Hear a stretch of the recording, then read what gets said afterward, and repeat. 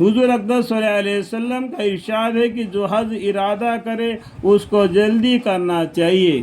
دوسری حدیث میں ارشاد ہے کہ فرض حج میں جلدی کرو، نہ معلوم کیا بات پیش آ جاوے۔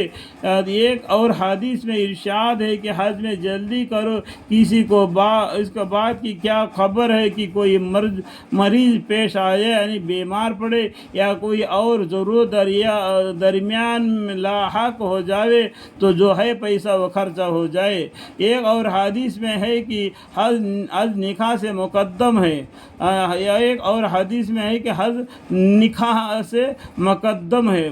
ایک حدیث میں ہے کہ جس کو حج کرنا ہے جلدی کرنا چاہیے۔ کبھی آدمی بیمار ہو جاتا ہے، کبھی سواری کا انتظام نہیں رہتا، کبھی اور کوئی ضرورت لاحق ہو جاتی ہے۔ ایک حدیث میں ہے کہ حج کرنے میں جلدی کرو، نہ معلوم کیا عذر پیش آ جاوے۔ ان حدیث کی بنا پر ائمہ میں سے ایک بڑی جماعت کا مذہب یہ ہے کہ جب کسی شخص پر حج فرض ہو جاوے تو اس کو فوراً ادا کرنا واجب ہے، تاخیر کرنے سے گنہگار ہوتا ہے۔ ایک حدیث میں آیا ہے کہ فرض حج ادا کر دو، 20 مرتبہ جہاد کرنے سے بڑا ہوا ہے۔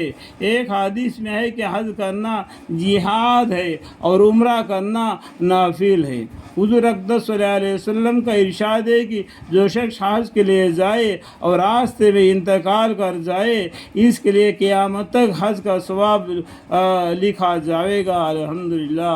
اور اس طرح جو شخص عمرہ کے لیے جائے اور راستے میں انتقال کر جائے، اس کو قیامت تک عمرہ کا ثواب ملتا رہے گا، الحمدللہ۔ اور جو شخص جہاد کے لیے نکلے اور راستے میں انتقال کر جائے، اس کے لیے قیامت تک مجاہد کا ثواب لکھا جائے گا، الحمدللہ رب العالمین۔